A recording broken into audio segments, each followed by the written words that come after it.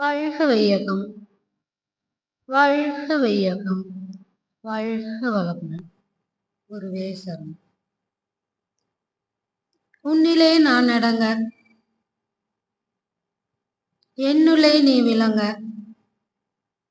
உனது தன்மைகள் மிளிர எனது உள்ளம் தூய்மை பெறுவேன். குருவே சரணம். இருபால்மை அன்பர்களுக்கு மாலை வணக்கமும் வாழ்த்துக்களும். வாழ்க வளமுடன். அவர் பேசினா சும்மா அதிருதல்லங்கிற மாதிரி என்னதான் நம்ம இது பண்ணிட்டு வந்தாலும் உள்ளுக்குள்ள ஒரு சிவரிங் கொடுத்துட்றாரு. இப்ப சொல்லுவாங்க, நல்லாரை காண்பதும் என்று கற்றோருடன் சேர்ந்து இருப்பது. அவர் நிறைய நூல்களை படிச்சிருக்கிறார். அதனால அவருக்கு ஏதாவது ஒரு பட்டம் கொடுக்கணும்ல, சொல்வேந்தர் சிகிசிவா மாதிரி. அது மாதிரி படிக்கணும். இப்ப போன் வந்த பிறகு யாரும் படிக்கிற பழக்கம் விட்டு போச்சு. படிக்கும்போது நிறைய சாமி சில ஒரு மகாத்மா காந்தி கடையனுக்கும் கடை தேற்றம் அப்படிங்கிற மாதிரி படிக்க படிக்கதான் நிறைய விஷயங்கள் உள்வாங்க முடியும். ஆனா நம்ம எல்லாரும் இப்ப என்ன பண்றோங்க, எப்பெல்லாம் டைம் கிடைக்குதோ அப்பெல்லாம் வாட்ஸ்அப்ல போயிடுறோம். அதனால அந்த படிக்கிற அறிவு குறைஞ்சு போச்சு. உதய் கூப்பிடும் போது அப்பதான் நான் ஏதோ புக்ஸ் எல்லாம் எடுத்து ஒழுங்கு பண்ணிட்டு இருந்தேன். ஒருத்தர் அவர் கல்யாணத்துக்கு, அவங்க பொண்ணு கல்யாணத்துக்காக சின்ன சின்ன புக்ஸ் எல்லாம் ப்ரெசென்ட் பண்றாங்க இல்லையா, அந்த மாதிரி கொடுத்திருந்தாரு. அப்படி திருப்பினோன்னு இந்த தலைப்பு கரெக்டா உதய் போன் பண்ணும்போது கொடுத்துட்டேன். இது வரைக்கும் நான் அப்படி ஒரு டைட்டில் நம்ம யாருமே கேட்டிருக்க மாட்டோம், யாரும் எங்கேயும் பேசுறதா இல்ல. டக்குன்னு கொடுத்தாச்சு.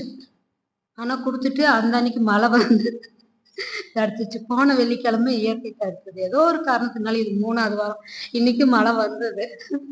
அதனால விடாது வருவோம் அப்படின்ட்டு. அப்ப டைட்டில் கொடுத்துட்டீங்க தவிர சப்ஜெக்ட் ரொம்ப கஷ்டமா தான் இருந்துச்சு. எப்படி, ஏன்னா இது வரைக்கும் ஈஸியா சப்ஜெக்ட் கொடுத்துட்டு போயிடலாம். இது கொஞ்சம் தேட வேண்டியதாக இருந்துச்சு. ஏன் போஸ்ட்போன் ஆச்சு அப்படின்னு பார்த்தீங்கன்னா, இன்னைக்கு காலையில எழுந்திரிச்சு எங்க வீட்டுக்கார் என்கிட்ட கேட்குறாரு. அவர் எப்பவும் பெரியவா பெரியவான்ட்டே இருப்பாரு.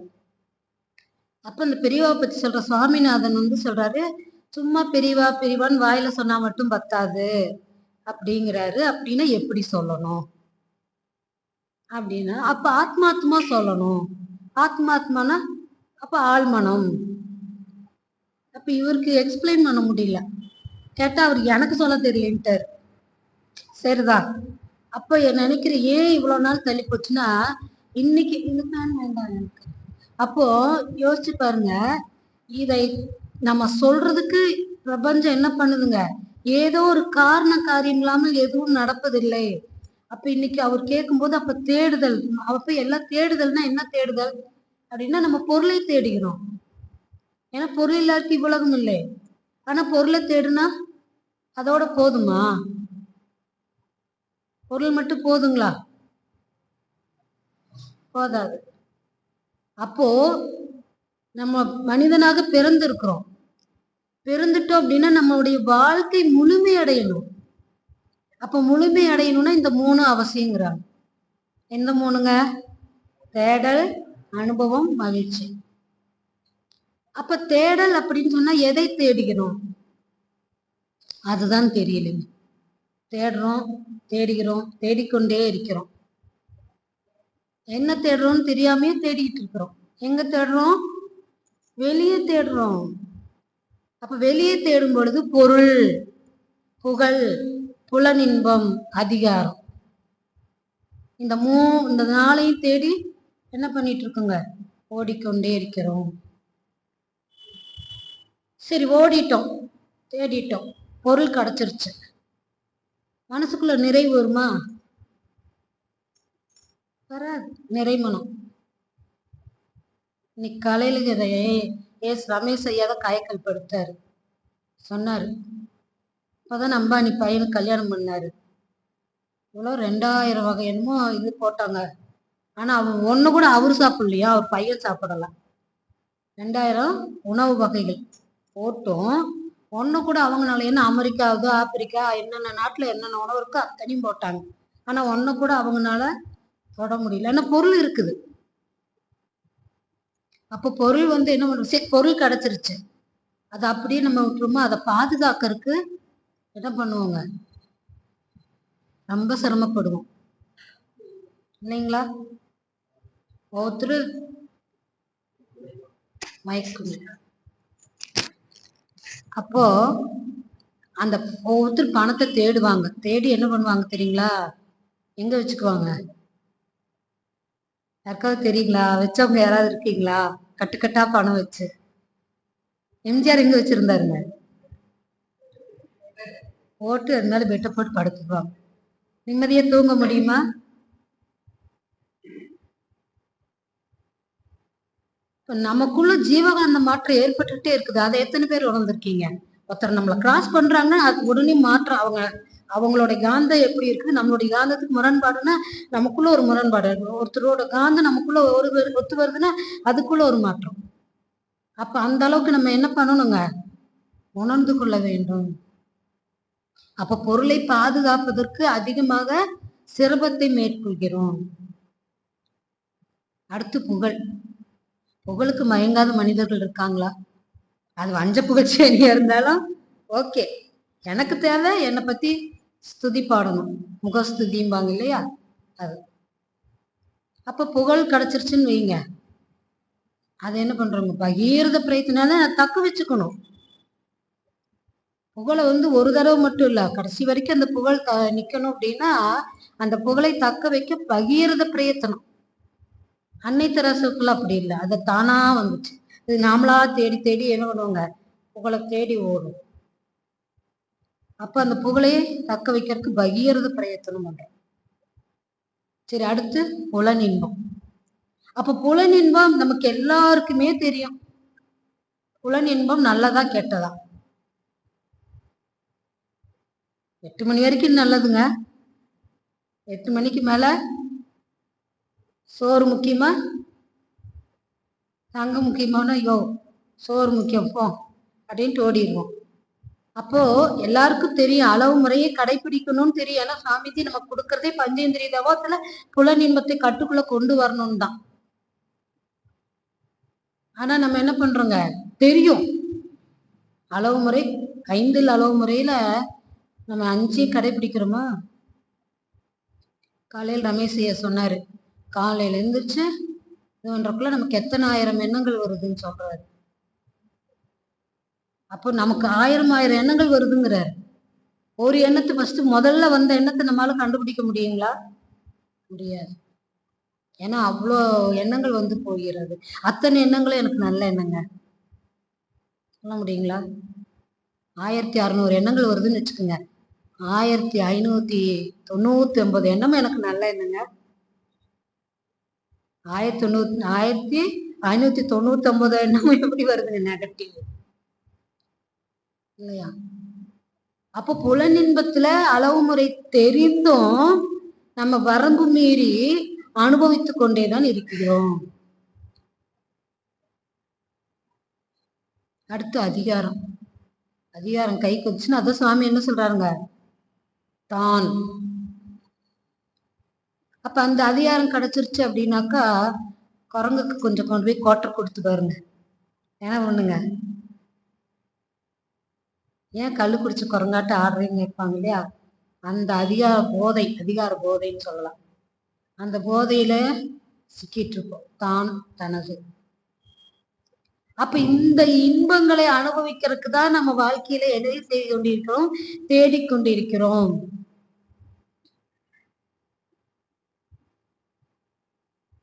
அப்ப புறத்தை தேடணுமா அகத்தை தேடணுமா?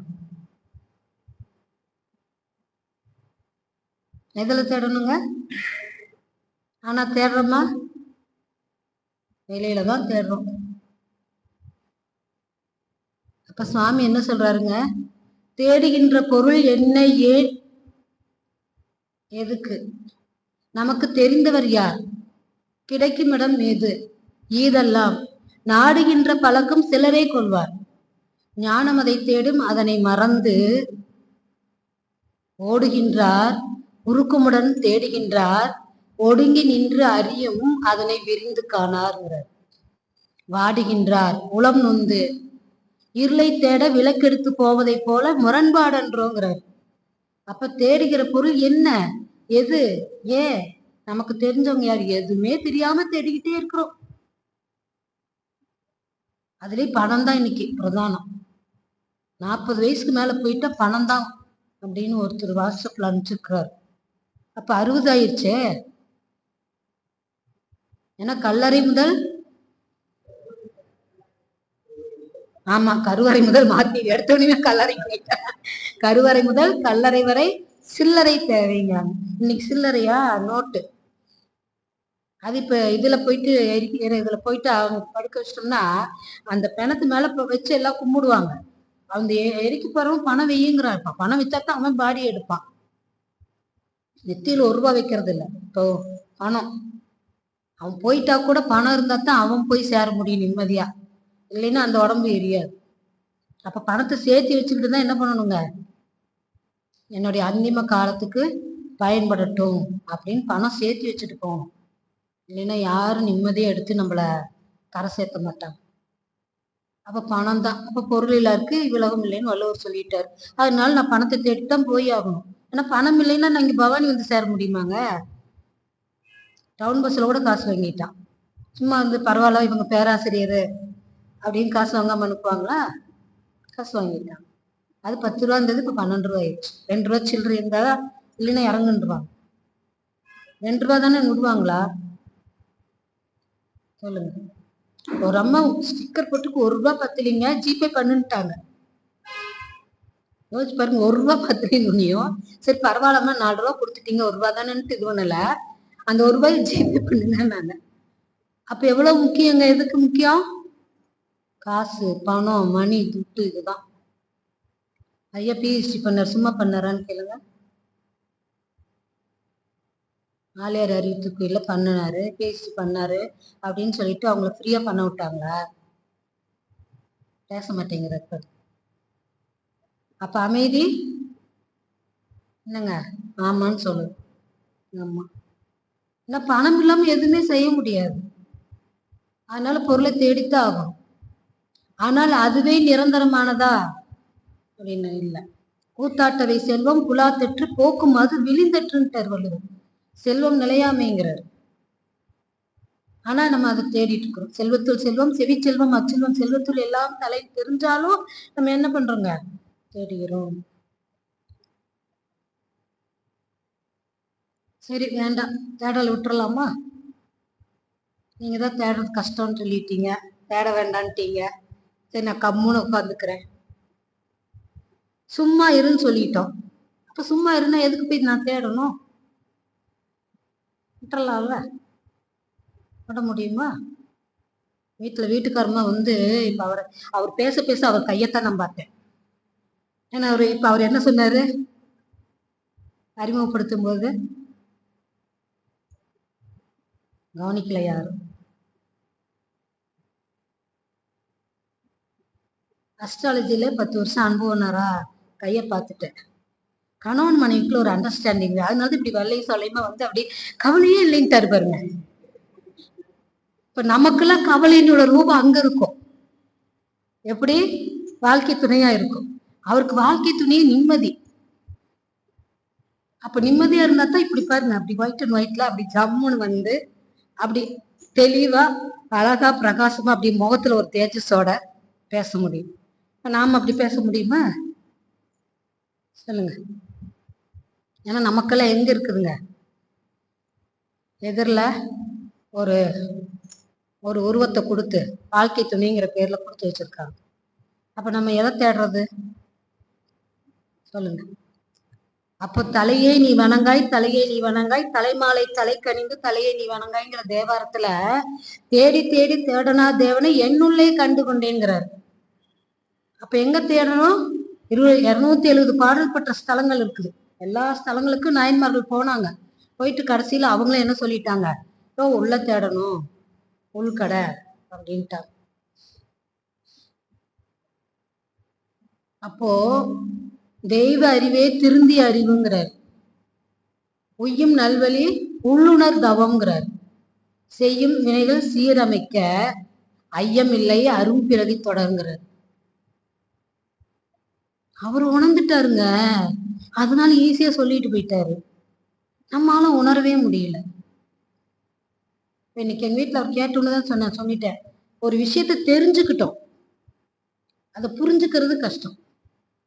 மனவளக்கலைன்னு ஒண்ணு இருக்குது, தெரிஞ்சுக்கிட்டோம், உள்ளுக்குள்ள வந்தோம், பயிற்சி பண்ணோம். காயக்கல்பம், உடற்பயிற்சி, தியானம். உணர்ந்து செய்கிறோமா? உணர்ந்து ஓதுதல்னு ஒண்ணு இருக்கு இல்லைங்களா? சுவாமி உணர்ந்து ஓதி இருக்கிறார். நாங்கெல்லாம் ஓதித்தேன் உணரும். எப்போ தெரியாது,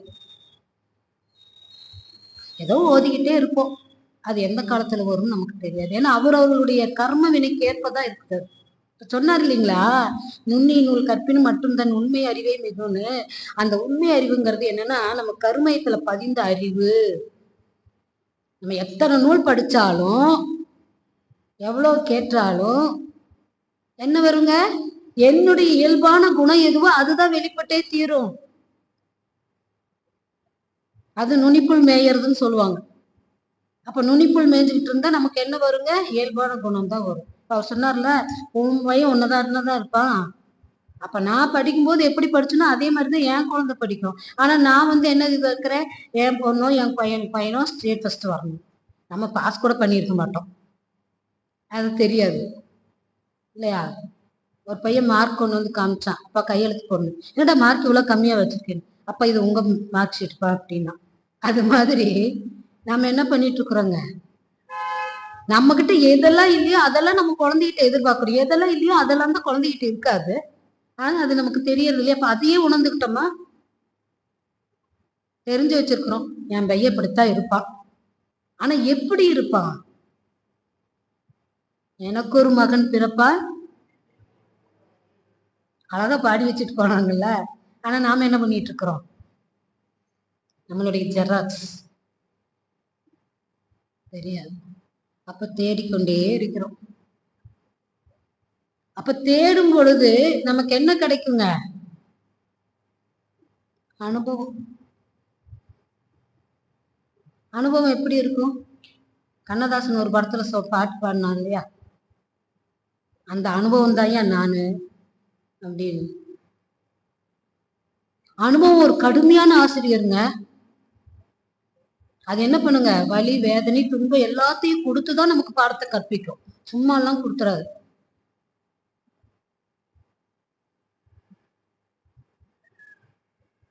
சாமி சொல்றாரு, வந்த துன்பத்தை ஏற்று சகித்து வரும் துன்பத்தை எதிர்நோக்கி நிக்கணும்னாரு. சாமிஜி ஒரு நிமிஷம் எப்படி சாந்தமா பார்க்கலாமா?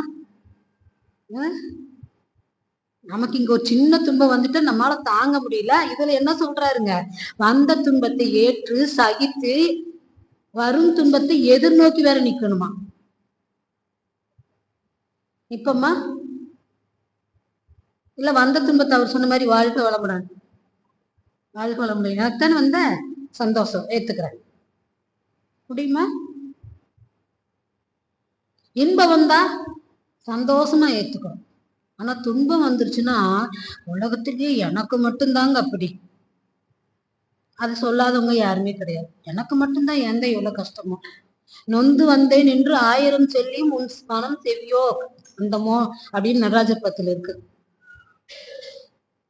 அப்ப சிறுவை முனிசாமி தான் அந்த பாட்டு எழுதி இருக்கிறாரு. அதுல எல்லாமே புலம்பல் தாங்க. அப்ப அவர் புலம்புனா நடராஜர் பத்து. மாணிக்க வாசகர் பாடுனா திருவாசகம்,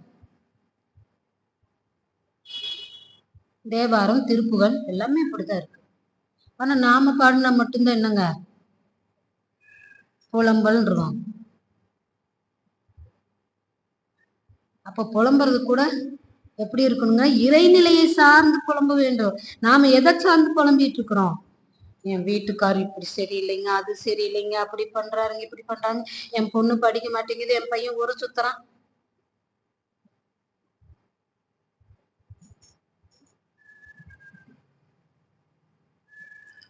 அப்ப இந்த அனுபவம் என்ன பண்ணுங்க? ஒரு பாட்டு பாடினாங்க சினிமா பாட்டுல, அனுபவம் புதுமை அவரிடம் கண்டேன். அதே லைன்ல நீங்க என்ன பண்ணுங்க, அவன்னா இறைவன்கிட்ட, அந்நாளில் இல்லாத பொன்னான எண்ணங்களே நான் அப்படி மாத்திட்டேன். மனைவி கணவனை நினைச்சு பாருன்னா நமக்கு இறைவனை நினைச்சு பார வேண்டும். ஏன்னா கணவனே தானே கண்கண்ட தெய்வம். அப்ப என்ன பண்ணுங்க, எண்ணத்தால் எண்ணி எண்ணி எண்ணத்தின் இருப்பிடமும் இயல்பும் கண்டுங்கிறாரு. அப்ப எண்ணத்தினுடைய படிநிலைகள் எத்தனைங்க? மனதின் படிநிலைகள் கேட்டாதான் தெரியுமா? 10. உணர்ச்சி, தேவை, முயற்சி, செயல், விளைவு, அனுபவம், ஆராய்ச்சி, தெளிவு, முடிவு. அப்ப இந்த 10ல எதுங்க? அனுபவம். போன மாசம் வந்தே ஒரு பாயாசம் கொடுத்தாங்க, இந்த மாசமும் பாயாசம் கொடுத்தாங்க. நான் என்ன சொல்லுவேன்? போன மாசம் கொடுத்த பாயாசத்துக்கும் இந்த மாசம் கொடுத்த பாயாசத்துக்கும் அந்த அனுபவத்தை வச்சு நான் அனுபவமா சொல்லுவேன்.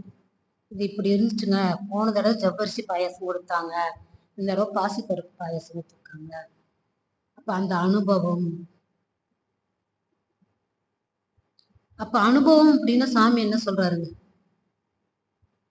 தேவை உணர்வாய் எழுந்த உடல் இயக்க சிறப்பே உயிரியக்கம்ங்கிறார். புலன்கேற்ப தேவைகளை முடிக்க சூழ்நிலை கடமை தெரிந்து உடல் அமைப்புக்கேற்ப தேவைகளை முடிக்கும் செயல்களாகும். திரும்ப திரும்ப செய்ய அனுபவம்ட்டார். தேவைகளை முடிக்கிறதுக்கு தான் இந்த இது வந்திருக்குது. அப்ப அதை திரும்ப திரும்ப செய்யும் போது என்ன ஆயிருதுங்க? அனுபவம். அப்ப தேவையே அறிவியக்க முதல் கட்டம்ங்கிறார். தன் மூலநிலை உணர்ந்து செயல்படுவது முடிவு கட்டம்ங்கிறார். அப்ப இந்த உடல் இயக்கம் உயிர் எல்லாமே வந்தது என்னங்க? அதோட தேவையை முடிக்க வந்திருக்குதுங்கிறார். அப்ப தேவையை முடிக்கணும்னா நம்ம திரும்ப திரும்ப அந்த காரியம், காலையில எந்திரிக்கணும், குளிக்கணும், சாமி கும்பிடணும், சாப்பிடணும், தியானம் பண்ணணும், உடற்பயிற்சி பண்ணணும், திருப்ப மன்றத்துக்கு வரணும், ஏதோ ஒண்ணு செஞ்சுட்டே இருக்கிறோம். லைஃபே ஒரு டைம் பாஸ் தான். நான் அப்படி எடுத்திருக்கேன். வாழ்க்கையே என்னங்க? ஒரு டைம் பாஸ் தான். அது டைம் பாஸ் பண்றவங்க நல்லதா பண்ணுவாங்க. சில பேர் என்ன பண்ணுவாங்க? ஏதோ தேவையில்லாத டைம் பாஸ் பண்ணிட்டு அப்புறம் என்ன பண்ணுவாங்க? வெந்து நொந்து கடைசியில நூடல் ஆயிட்டு இருப்பாங்க.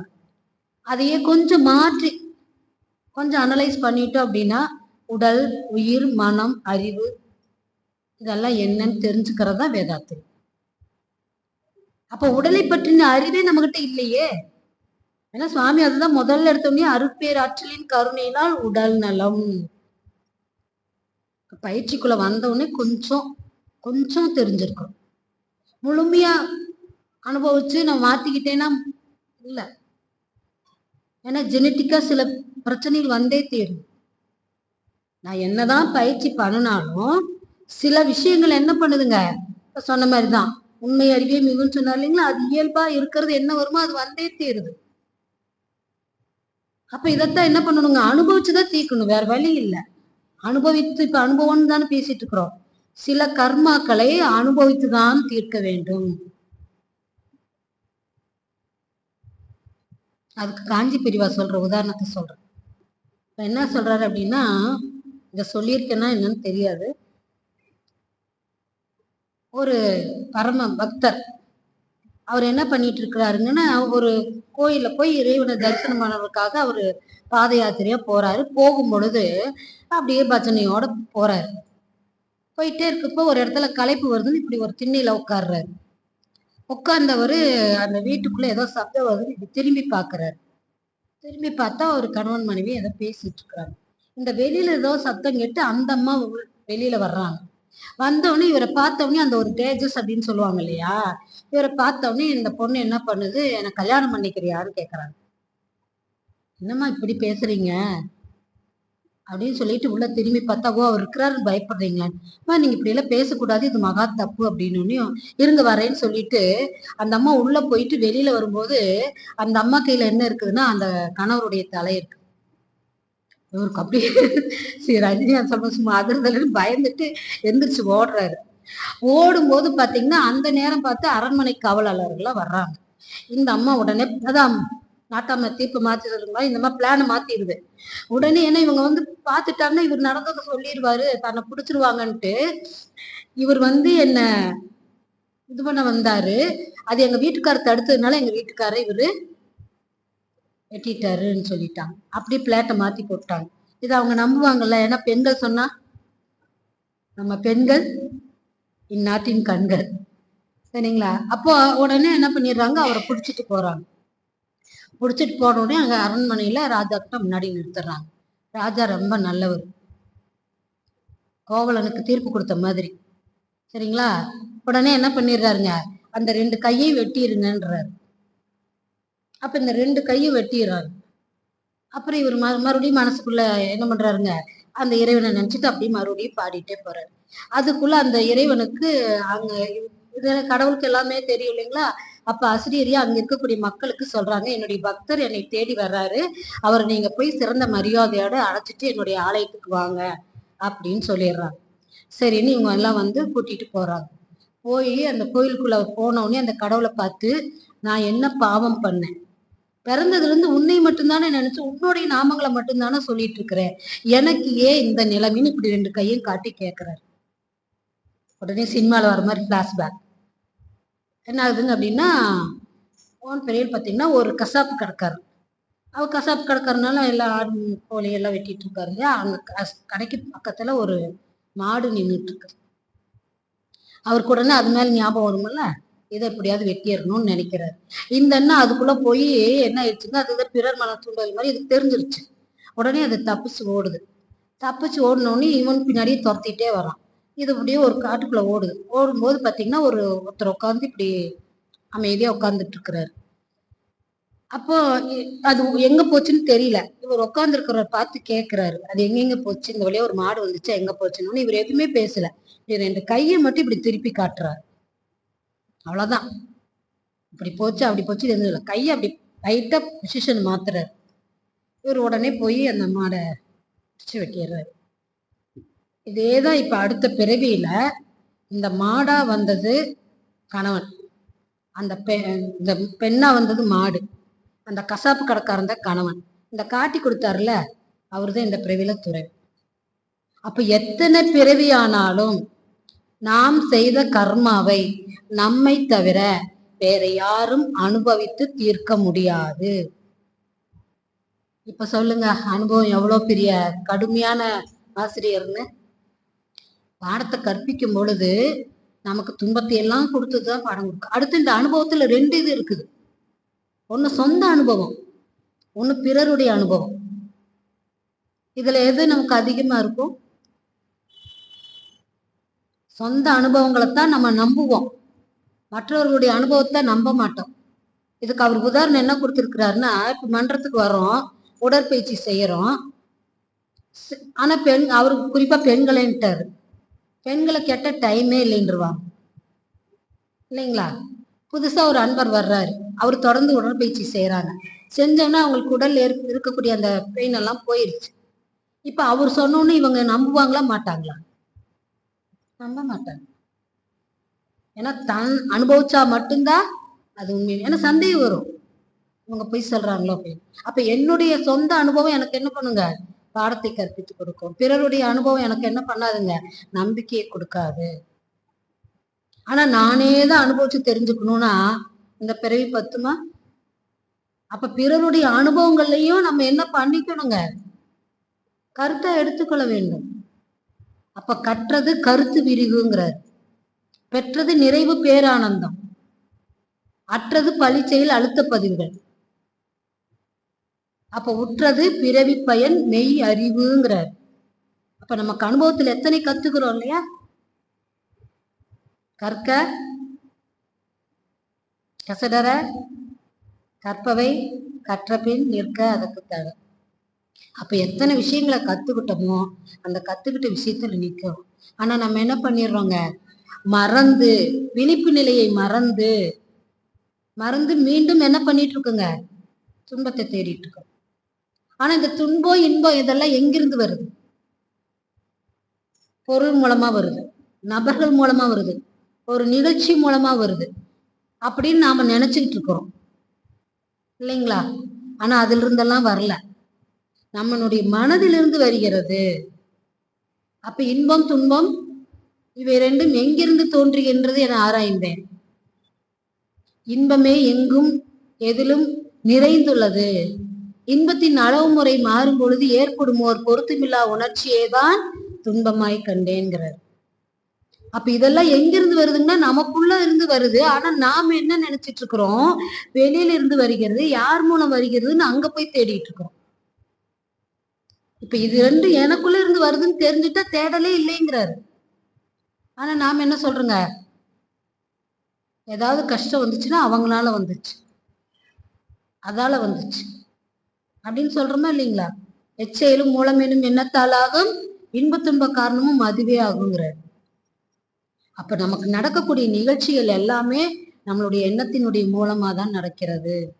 ஆனா நாம என்ன பண்ணிட்டு இருக்கிறோங்க, அதையெல்லாம் மறந்து நம்மளுடைய அனுபவத்தையும் மறந்து, போன வருஷம் ஏதோ ஒரு செயல் செஞ்சேன், எனக்கு ஒரு அனுபவம் ஏற்பட்டது, இந்த வருஷம் அதே மாதிரி ஒரு நிகழ்ச்சி நடக்க போகுதுன்னா நமக்கு அந்த அனுபவம் வந்து நிக்கணும்.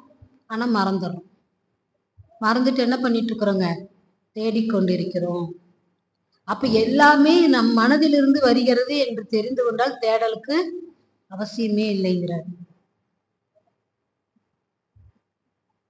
அப்போ இந்த தேடல் இருக்கும் பொழுது நிறைய அனுபவங்கள் வரும். அந்த அனுபவத்துல நம்ம என்ன பண்ணணுங்க, நல்லதை மட்டும் தக்க வச்சுக்கணும், வேண்டாத அப்படியே டெலீட் பண்ணிடணும். வாட்ஸ்அப்ல டெலீட் பண்றதுக்கே நேரம் பத்துறது இல்லை. குட் மார்னிங் போடுவாங்க, நன்றி போடுவாங்க, பொம்மை போடுவாங்க, அடாடாடாடாடா. அது ஒரு குரூப்பா வச்சிருப்போம், ஏகப்பட்ட குரூப் வச்சிருப்போம். எல்லாத்தையும் இப்ப டெலீட் பண்றதுக்கு டைம் பத்த மாட்டேங்குது. அப்ப மகிழ்ச்சி, ரஜினிகாந்த் சொல்ற மாதிரி மகிழ்ச்சி. எத்தனை பேர் மகிழ்ச்சியா இருக்கும்? பயிற்சிக்குள்ள வந்திருக்கோம், உடற்பயிற்சி செய்யறோம், மன அமைதிக்கு தியானம் செய்யறோம், உயிர் வளத்துக்கு காயக்கல்பம் பண்றோம். ஆனாலும் மகிழ்ச்சியா இருக்குமான்னு கேட்டா, அப்படின்னா அதெல்லாம் வெளியிலங்க சொல்றதுக்குங்க. எனக்குன்னு வரும்போது ஏது மகிழ்ச்சி? அப்ப இருப்பதை வைத்து திருப்திப்படுவனுக்கு கிடைப்பது மகிழ்ச்சிங்கிறாங்க. இல்லாதை நினைத்து ஏங்குபவனுக்கு கிடைக்காத மகிழ்ச்சி. போதும், கடவுளோட அருளால உண்ண உணவு, உடுக்க உடை, இருக்க இருப்புடை இருக்குது, போதும், திருப்தி தானே. ஆனா வருமா? வராது. இன்னும் ஒரு ஸ்டெப் மேல போலாம், இன்னொரு ஸ்டெப் மேல போலாம் அப்படின்னு தான் வந்துட்டே இருக்கும்.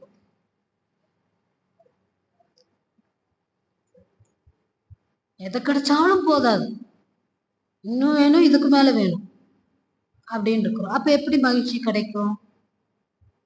கிடைக்காது. அதே போல கடந்த காலத்தில் நடந்த நிகழ்ச்சிகளுடைய இனிமையை நினைச்சு பார்க்கிறவனுக்கு கிடைக்கும் மகிழ்ச்சிங்கிறார். கசப்புகளை நினைத்து இயங்கிக் கொண்டிருப்பவனுக்கு கிடைக்காது மகிழ்ச்சி. அதே போல எல்லார்கிட்டையும் நிறை குறை இருக்கும்.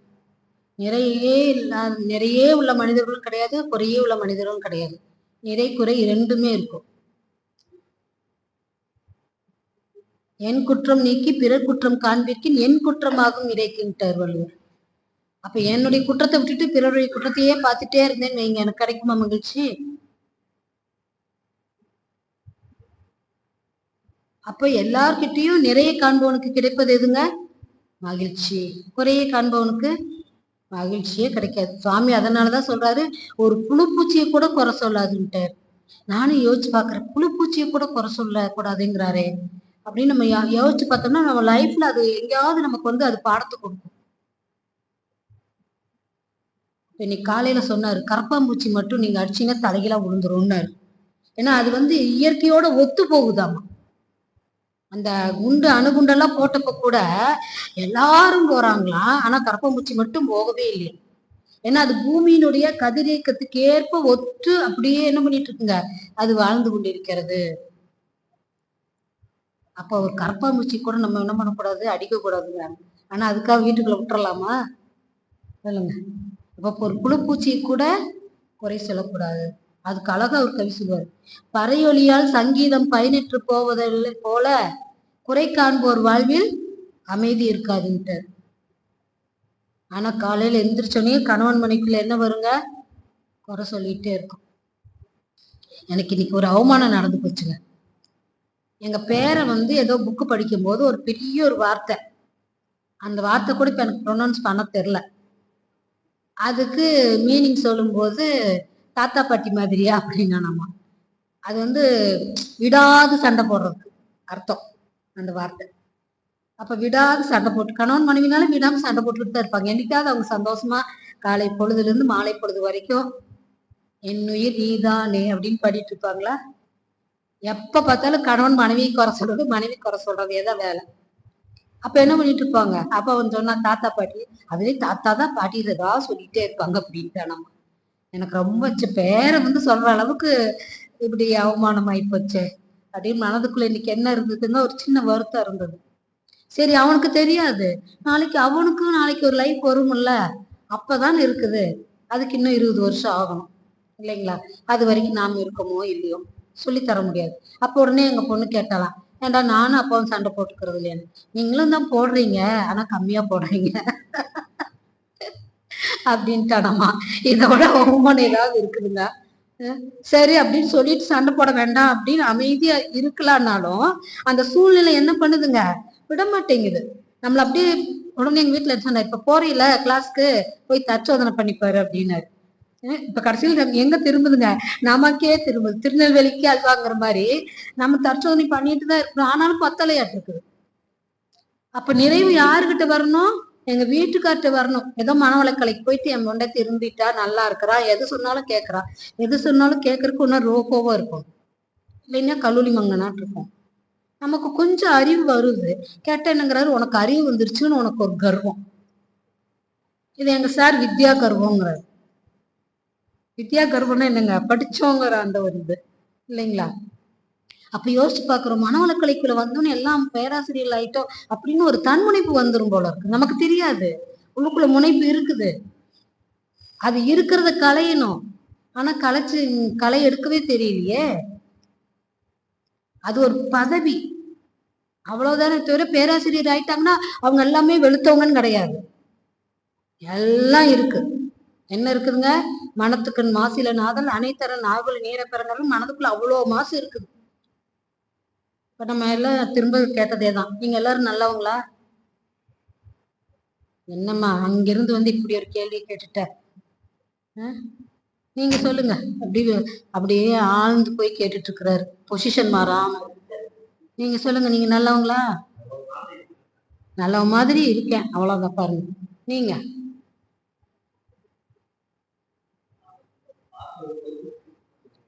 பாக்குறவங்க பாக்கவங்களோட, இவர் என்ன சொல்றாரு, நல்ல மாதிரி இருக்கேன்னாரு. இவர் என்ன சொல்றாரு, பாக்குறவங்களோட கண்ணோட்டத்தை பொறுத்துட்டாரு. ஆனா நம்மளாம் என்ன சொல்லுவோம், பெண்கள்லாம் என்ன போல நல்லவங்க, இவங்களும் அப்படிதான் சொல்லுவாங்க, இவங்க பூசி முழுகுறவங்க, நாம உள்ளத சொல்றவங்க. அப்போ என்ன போல நல்லவங்க யாருமே இல்லைன்னு சொல்லுவோம். ஆனா நல்லவளா நான் கெட்டவளா அப்படின்னு தெரிஞ்சுக்கணும். எனக்கு வரக்கூடிய எண்ணங்கள், இப்பதான் சொன்னேன் எத்தனை ஆயிரம் எண்ணங்கள் வருது அப்படின்னு. அப்ப அவ்வளோ 2000 எவ்வளவோ எண்ணங்கள் கணக்கு சொன்னாரு, 2000க்கு மேல சொன்னாரு. அவ்வளவு எண்ணங்கள் வருதுன்னா அவ்வளவு எண்ணங்களும் எனக்கு வந்து நெகட்டிவா பாசிட்டிவான்னு எடுத்தா நம்மளால சொல்ல முடியுமா பாசிட்டிவ்னு? சொல்ல முடியாது. அப்போ சுவாமி என்ன சொல்றாருங்க, கருமையத்தை தான் பார்க்கணுங்கிறாரு. நிறைவு பெறாமல் இருக்கும் ஆசைகளின் கூட்டம் நெஞ்சம் மனம் பேச்சிடை பிணக்குன்ட்டாரு. அப்ப என்னுடைய கருமையத்துல பதிந்த பதிவை நான் தெரிந்து கொண்டால் நான் நல்லவளா கெட்டவளான்னு தெரியும். அப்ப இதுக்கு ஒரு சிறந்த ஆயுதம் மௌனம் தான். மௌனம் இருக்கும் பொழுதுதான் நம்மளுடைய கருமையத்துல பதிந்த பதிவுகள் எல்லாம் எழுச்சி பெறும் பாருங்க. அப்பதான் தெரியும், நீயா நல்லவ, ஊருக்கு ஏமாத்திட்டு இருக்கிறியா, உள்ளுக்குள்ள அது என்ன சொல்லுங்க அப்படியே எடுத்துக்காட்டும்.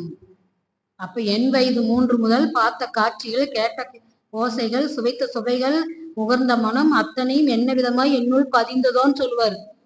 அவ்வளவும் எழுச்சி பெறும் எப்ப 3 வயசுக்கு மேல. ஆனா நமக்கு தெரியாது. அப்ப இத அனலைஸ் பண்றதுதான் நம்மளுடைய பயிற்சியினுடைய நோக்கமே. அப்ப பயிற்சி நான் நல்லவளா கெட்டவளா அப்ப தெரிஞ்சுக்கணும்னா மௌனம்தான். அப்ப மௌனம் இருக்க இருக்கதான் என்னங்க, நம்மை உடம் போட்ட பொண்ணாக மாற்ற முடியும்.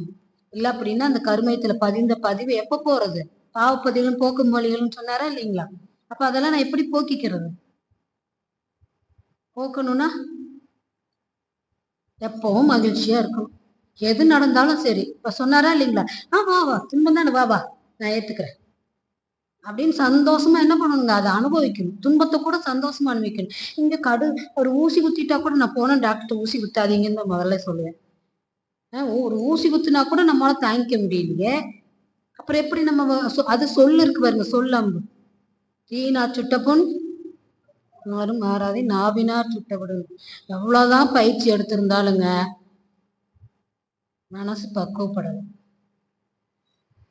எப்படி பக்குவப்படல? உதாரணம் போல சொல்லலாம். பால் இருக்குது. பால் பால்ல என்னென்ன இருக்கு? தயிர், மோர், எண்ணெய், நெய். ஆனா பால்ல பார்த்தோன்னே தெரியுமா தண்ணி உங்களுக்கு? அப்ப பாலை பக்குவமா காய்ச்சணும். அப்ப காய்ச்சி பக்குவமா கொஞ்சம் கூட இது மாறாம பெற குத்தணும். பெற போட்டு தயிர் ஆகும். அப்ப அந்த தயிர் ஆன பிறகு அதை நல்லா கடையணும். முறையா கடையணும்ல, ஏனோ தானோன்னு கடைய முடியுமா? அப்ப கடைஞ்சாதான் வெண்ணெய் வரும். அப்புறம் வெண்ணெய பக்குவமா காய்ச்சணும். பக்குவம் போயிடுச்சுன்னா வாசனை போயிடும், நிறம் மாறிடும், எல்லாம் போயிடும்.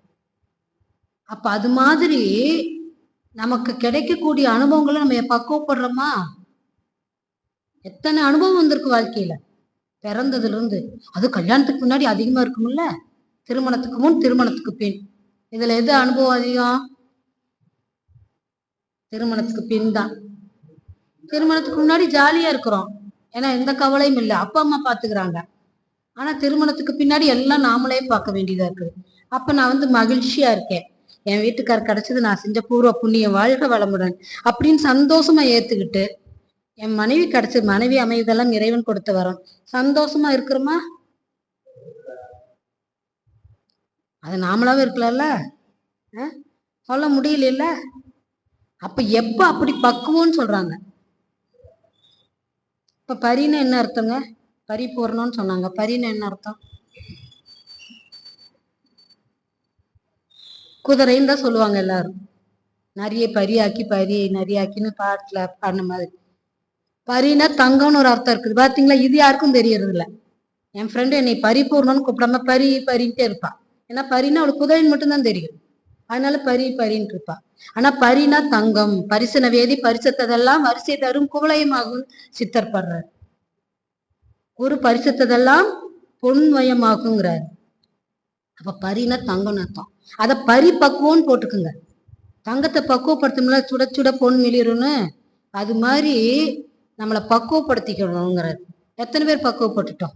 மனவளக்கலைக்கு வந்த பிறகுங்க நான் நல்லா பக்குவமாயிட்டேன். யாராவது எழுதி கையெழுத்து போட முடியுமா?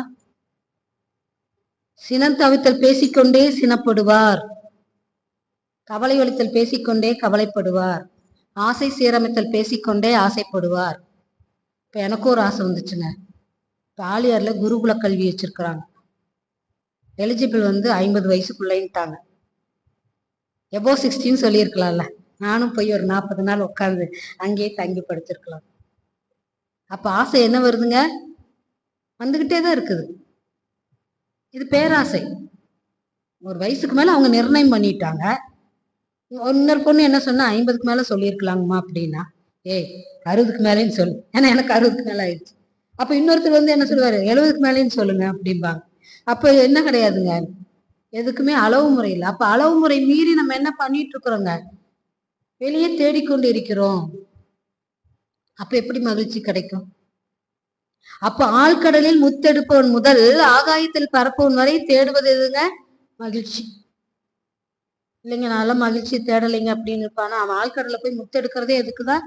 தான் மகிழ்ச்சியா இருக்கணும்.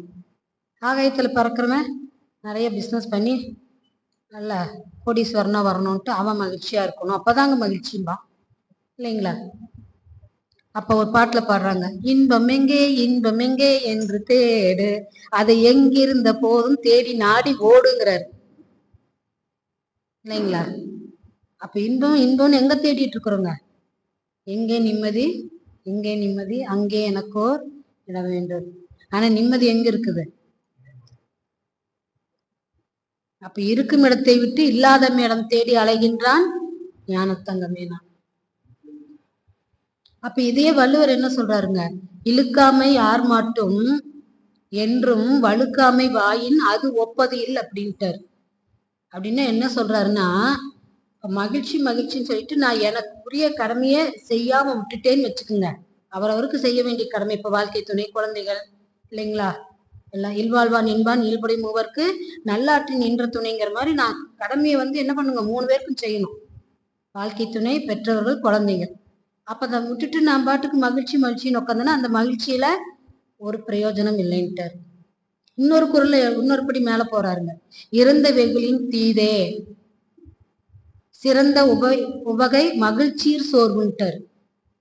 இது அதுக்கு மேல ஒரு பாயிண்ட் என்ன பண்ணிட்டாருன்னா, குற்றமற்ற இன்பங்களை நீ அனுபவித்தாலும் இந்த இன்பத்துல உனக்கு குற்றம் இல்லை.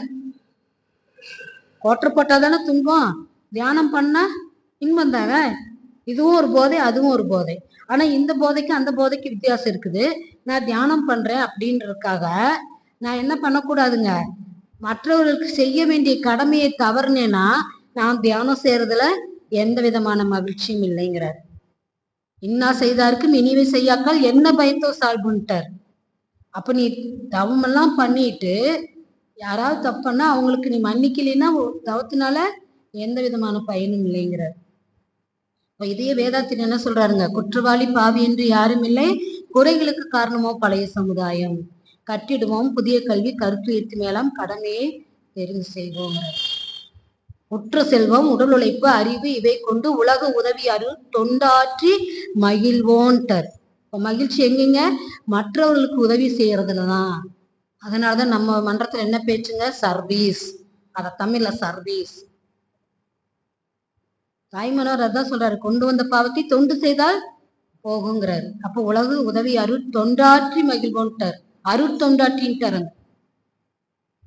மற்றவரை எதிர்பார்த்தல் கையேந்தல் வேணாம் மாநிதியாம் இறைவனை நம் மனத்தடி தேர்வோன்ட்டார். அப்ப இறைவன் எங்க இருக்கிறாருங்க? மனதினுடைய அடிப்பகுதியில் இருக்கிறாருங்க. ஆனா நம்ம இறைவன் எங்க தேடிட்டு இருக்கிறோம்? அப்படி காஞ்சி காமாட்சி, மதுரை மீனாட்சி, காசி விசாலாட்சி அப்படின்னு தேடிட்டு இருக்கிறோம். தேடுறதுல தப்பு கிடையாது. எதையோ தேடுறதுக்கு அதை தேடலாம். என்னை பொறுத்த வரைக்கும் எதையோ வளர்றதுக்கு மந்திரங்களை ஜெபிக்கலாம். கண்டதை யோசிக்கிறோமா இல்லைங்களா, பேசணுமா இல்லையா, அந்த நேரத்துல மந்திரங்களை ஜெபிக்கலாம், தப்பு கிடையாது. இறைவனை தரிசனம் பண்ணலாம், தப்பு கிடையாது. ஏன்னா அதுவும் சுத்த வெளியே தான். எல்லாம் உள்ள இறைநிலை எங்கும் நீக்கமர நிறைந்திருக்கிறது. எல்லாவற்றுக்குள்ளும் அவன் அணுவாக இருக்கிறான்னு சொன்னா அங்க கோயில் இருக்கக்கூடிய பிரதிஷ்டை பண்ண செயலையும் இறைவனை குடியிருக்கிறார். ஆனா மன்றத்துல என்ன தப்பா அர்த்தம் எடுத்துட்டு இருக்காங்க? ஏங்க நீங்க இத்தனை காலமா இருந்து இன்னுமா திருந்தலைன்னாங்க. திருந்தறதா? நம்ம என்ன தப்பு பண்ணோம்? கோயிலுக்கெல்லாம் போறீங்க, சாமியெல்லாம் கும்பிடுறீங்க. சாமி எங்கேயாவது சொன்னாரா கோயிலுக்கு போகாதீங்க, சாமி கும்பிடாதீங்கன்னு? திருப்பி நான் கேட்கறதுக்கு எவ்வளவு நேரம் ஆகும்? தலைப்பு அடுத்த தடவை வித்தியாசமா கொடுத்துட்றேன், அப்ப அதுல சொல்லிக்கலாம். சரிங்களா? இல்ல எப்படி? அதுதான் பாருங்க அனுபவம் எப்படி இருக்குதுன்னு. அப்ப கோயிலுக்கு போனா தப்பு, சாமி விட்டா தப்பு. ஆனா நீங்க மனவளக்கலை பயிற்சிக்குள்ள இருந்துகிட்டே ஞாயிற்றுக்கிழமையான ஓடுறது, பறக்கிறது, நீந்துறது எல்லாம் சாப்பிடலாம். ஒரு கோட்டர் ஆப்போ எது வேணாலும் போட்டுடலாம், அதெல்லாம் தப்பு இல்லை. கோவப்படலாம், அதெல்லாம் தப்பு இல்லை இல்லையா? சரி, தலைப்பு இப்பயே கொடுத்துடலாம். சொல்லுங்க செயலுங்க. எப்ப நீங்க கூப்பிட்டாலும் இந்த தலைப்பை போட்டுக்கோங்க. சரி, அப்போ மகிழ்ச்சி எங்க இருக்குதுங்க? உலகுக்கு உதவி தொண்டாற்றி மகிழ்வோன்ட்டார். எத்தனை பேர் அப்படி தொண்டு செய்யறோம்?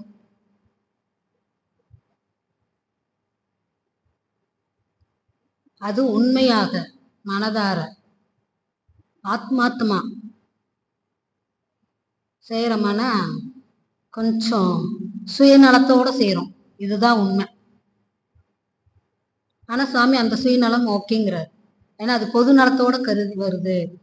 இப்ப நான் நல்லா இருக்கணும், என் உடற்பயிற்சி செஞ்சு நான் ஆரோக்கியமா இருக்கணும்னா அது சுயநலம் தான். எங்க வீட்டுக்காரர் எனக்கு ஒரு பேர் வச்சிருக்கிறாரு, சுயா அப்படின்னு.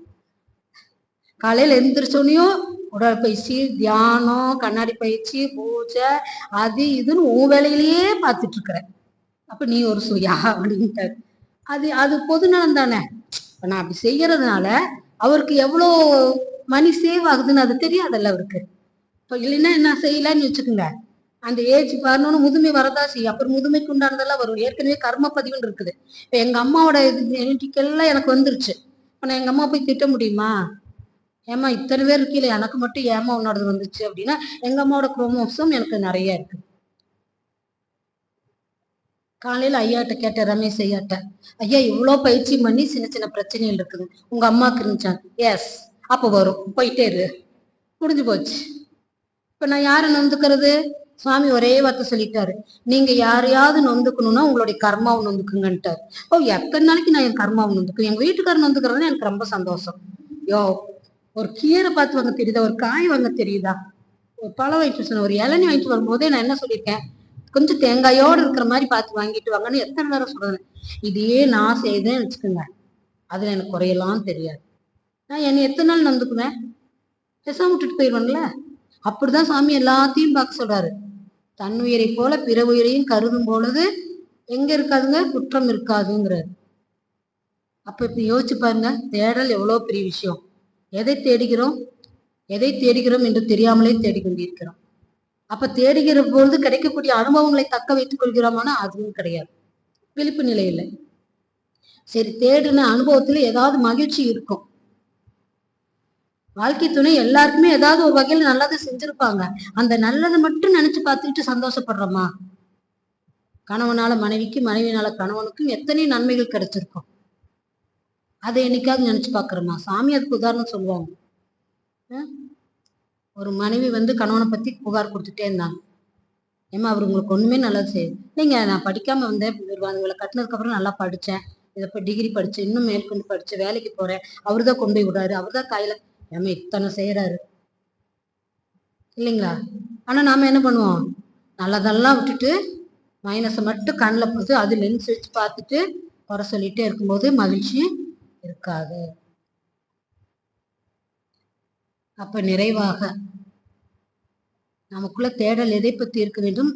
புறத்தை தேடுவதை விட்டு அகத்தை தேட வேண்டும். புறத்தூய்மை நீரால் அமையும், அகத்தூய்மை வாய்மையார் காணப்படும். வாய்மையை கடவுள் யார் சொன்னாருங்க? வாய்மையை கடவுள்னு மகாத்மா காந்தி. ஹரிச்சந்திரன் நாடகம் பார்க்கிற வரைக்கும் அவர் கடவுளை எல்லா கோயிலையும் போய் தேடி பார்த்து கும்பிட்டுட்டு இருந்தாரு. ஹரிச்சந்திரன் நாடகம் பார்த்த பிறகு வாய்மையே கடவுள்ட்டார். அதுதான் வள்ளுவர் சொல்றாரு, வாய்மையார் காணப்படும் அகத்தூய்மைன்னு. அப்போ புறத்தை தேடுவதை விட்டு அகத்தை தேடும் பொழுது எல்லாமே உள்ளுக்குள்ளதான் இருக்குதுன்னு தெரிஞ்சுட்டா தேடல் இருக்காது.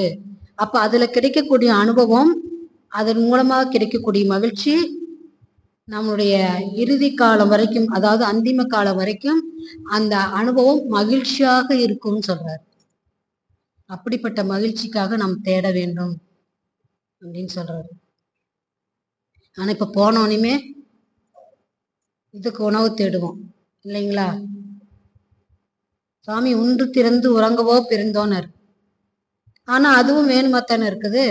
ஏதோ சொன்னாங்களேன்னு 9 மணி வரைக்கும் அமைதியா இருக்கலாம். 9 மணிக்கு மேல இது என்ன பண்ணுங்க, அது அதோட வேலையை காட்டும். அப்ப கொஞ்சம் உள்ள போட்டாதான் அது அமைதியாகும். அப்ப அதுக்கு கொஞ்சம் தேடித்தான் ஆகணும். பொருள் தேட வேண்டாம் என்று வள்ளுவரும் சொல்லவில்லை, மகிழ்ச்சியும் சொல்லவில்லை.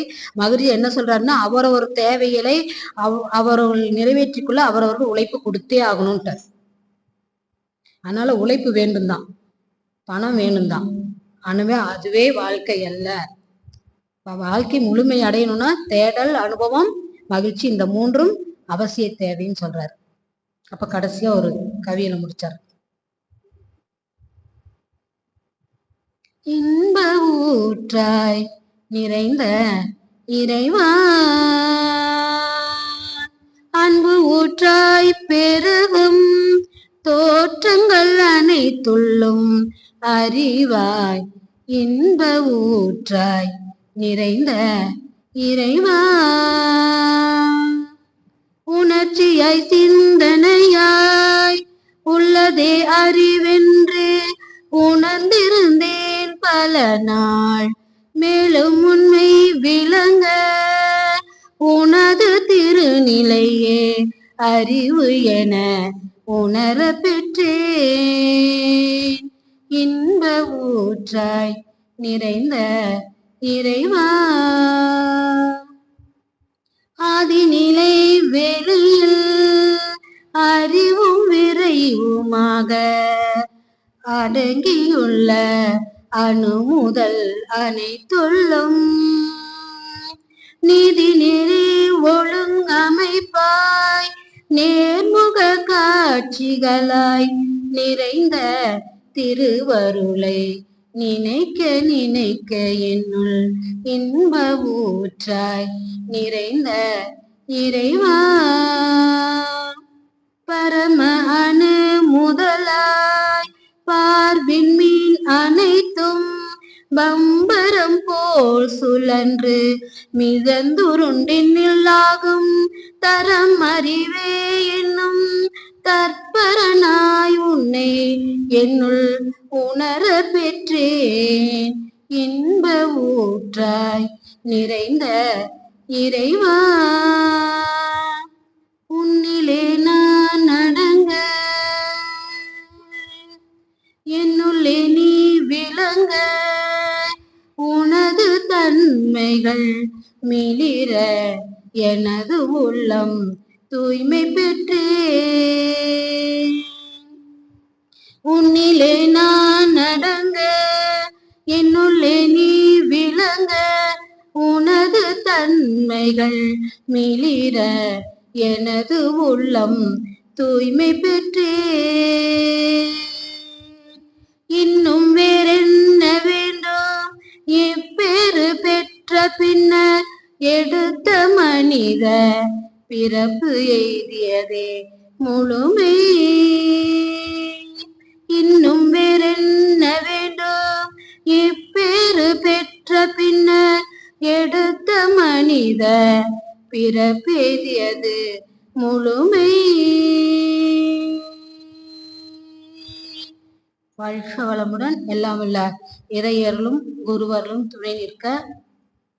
தேடல், அனுபவம், மகிழ்ச்சி, இந்த மூன்றும் நம்மளுடைய மனிதனாக பிறந்த அனைவருக்கும் வாழ்க்கை முழுமை அடைவதற்கு இது மூன்றும் அவசியம் என்று கூறி, தேடல் அகத்தே இருக்க வேண்டும் என்று கூறி, எல்லாம் வல்ல இறையர்களுக்கும் குருவர்களுக்கும் பிரபஞ்சத்திற்கும் மன்ற பொறுப்பாசிரியர்களுக்கும் இதுவரை செவிமடுத்த உங்கள் அனைவருக்கும் நன்றி கூறி நிறைவு செய்கிறேன். வாழ்க வளமுடன், வாழ்க வளமுடன், வாழ்க வளமுடன்.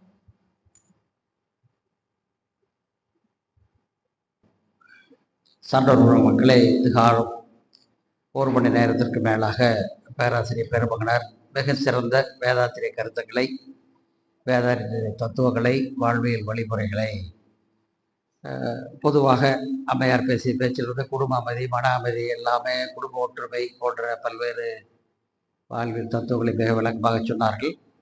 எனவே மிகச்சிறப்பாக நமக்கு பல ஆலோசனைகளையும் அறிவுரையை வழங்கிய அம்மையாரை வாழ்த்தி, கலந்து கொண்ட உங்களையும் வாழ்த்தி கூட்டத்தை நிறைவு செய்வோம். பேராசிரியர் பரிபூரணம் அம்மையார் அவர்கள் வாழ்க வளமுடன், அவர்களது அன்பு குடும்பம் வாழ்க வளமுடன், அவர்களது அருள் தொண்டு வாழ்க வளமுடன், அவர்களது பொருளாதார மேம்பாடு வாழ்க வளமுடன், வாழ்க வளமுடன். இன்று மாலை கூட்டுத்தவத்தில் கலந்து கொண்ட அன்பர்கள் அனைவரும் வாழ்க வளமுடன், அவர்களது அன்பு குடும்பம் வாழ்க வளமுடன், அவர்களது அருள் தொண்டு வாழ்க வளமுடன், அவர்களது பொருளாதார மேம்பாடு வாழ்க வளமுடன், வாழ்க வளமுடன், வாழ்க வளமுடன். உலக நல வாழ்த்து. உலகமெல்லாம் பருவமழை ஒத்தபடி பெய்யட்டும், உழவரெல்லாம் தானியத்தை ஓப்புடனே பெருக்கட்டும், பல தொழில்கள் புரிகின்ற பாட்டாளி உயரட்டும், பகுத்துணர்வில் தொகுத்துணர்வு பண்பாட்டை உயர்த்தட்டும், கழகங்கள் போட்டி வகை கடந்தாட்சி நடக்கட்டும், கல்லாமை கடன் வறுமை கலங்கங்கள் மறையட்டும், நலவாழ்வை அளிக்கும்மை ஞான ஒளி வீசட்டும், நம் கடமை அறவாழ்வின் நாட்டத்தே சிறக்கட்டும், நம் கடமை அறவாழ்வின் நாட்டத்தே சிறக்கட்டும், நம் கடமை அறவாழ்வின் நாட்டத்தே சிறக்கட்டும். வாழ்க வையகம், வாழ்க வையகம், வாழ்க வளமுடன். அமைதி, அமைதி.